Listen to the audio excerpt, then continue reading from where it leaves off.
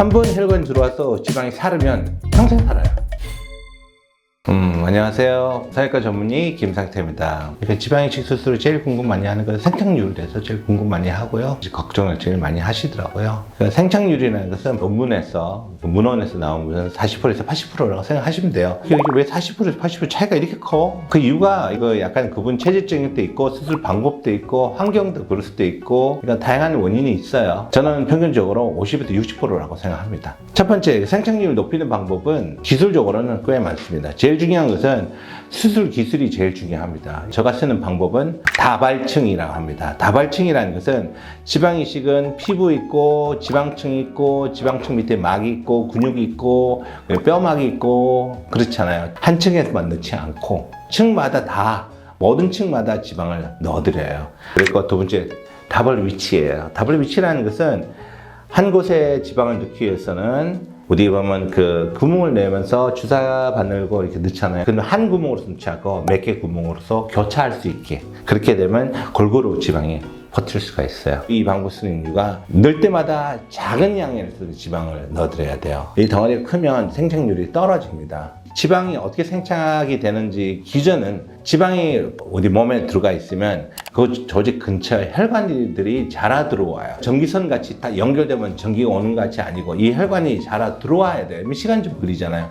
이 덩어리가 작아야 되지 그 혈관이 뚫고 들어올 시간이 더 빨라지는 거예요. 덩어리가 클수록 어떻게 돼요? 혈관이 뚫고 들어오면 중간까지 가기가 시간 많이 걸리니까 어떻게 해요? 중간부터 지방이 괴사가 오고 괴사가 오면 이 지방이 죽는 거죠. 죽으면 어떻게 소묘화되지? 소묘화되면 어떻게 돼요? 섞여야 되는 거예요. 그래서 지방이 울퉁불퉁해지고 생착률이 안 된다는 거죠. 딱딱해지는 거 울퉁불퉁해지는 것도 있지만 지방 세포들이 자체가 죽는다는 거죠. 한 번 혈관이 들어와서 지방이 사르면 평생 살아요.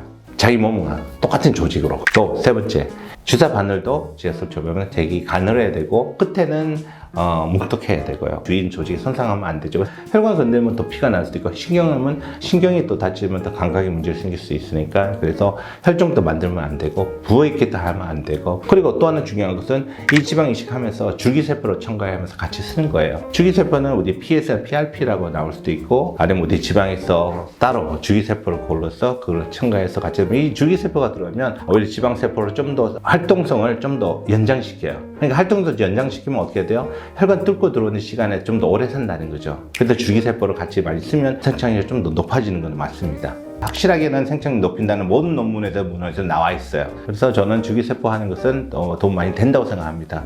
지금까지 우리 수술 방법이나 아니면 어떻게 생착률을 높일 수 있는 수술 기술들을 말씀드렸잖아요. 근데 환자분들도 이제는 이걸 대해서 이제 수칙했잖아요. 그래서 다음에 우리 성형외과 병원이나 아니면 다른 병원에 가더라도 지방이식 할 때 이런 거 많이 물어봐 주세요. 지방이식하는 위치가 몇 군데 쓰는지 그리고 층이 어느 층에 들어가는지도 그거 물어보는 것도 좋은 방법이에요. 그 다음에는 이제 환자분들한테 이제 부탁의 말씀이죠. 수술한 다음에 의사가 할 때 좀 다 하고요. 그 다음에 환자분들도 해야 돼요. 같이 하는 수술이에요. 좋은 결과를 얻기 위해서. 첫 번째, 금연이나 음주는 꼭 하셔야 되고 최소 3주에서 한 달까지는 하시는 것이 좋습니다. 그리고 제일 중요한 것은 과격한 활동은 3주까지는 안 하시는 것이 좋습니다. 일상생활적인 활동은 다 좋은데 수영이나 사우나나 권투나 과격한 운동들 뛰는 것들 이렇게 3주까지는 하시는 것이 솔직히 권유하고 싶지는 않고요. 과격 활동은 안에 있는 붓기가 더 오래 가고요. 그리고 약간 피가 고일 수도 있고 혈종이 생길 수 있으니까 그런 것도 우리가 피해야 되고요.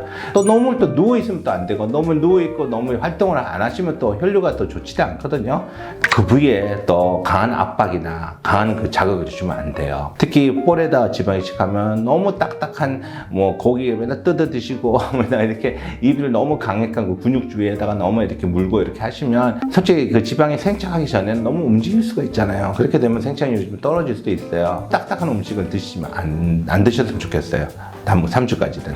그 부위에는 좀 너무 차갑게 해야 되고 너무 뜨겁게 해야 안 되고요. 따뜻하게 몸 온도에 유지를 해주는 것이 제일 좋다고 생각합니다. 그런 것들을 또 우리 환자분들한테 부탁의 말씀이고 생착률을 높이는 방법입니다. 그래서 제가 말씀드린 것은 솔직히 음주나 하고 또 금연 마음은 굴뚝같이 하고 싶겠죠. 힘든 거 알아요. 이 말씀은 안 하고 싶지만 담배 한 대 피우다가 아니면 술 한 잔을 먹다가 보면 이 지방 이식하는 그 지방이 조금씩 떨어져 나갑니다. 그래서 이거를 꼭 생각하시고요. 여기까지 말씀드리고 싶고요. 지금까지 젊어지는 ST 성형외과 전문의 김상태였습니다. 도움됐으면 좋겠습니다. 안녕히 가세요.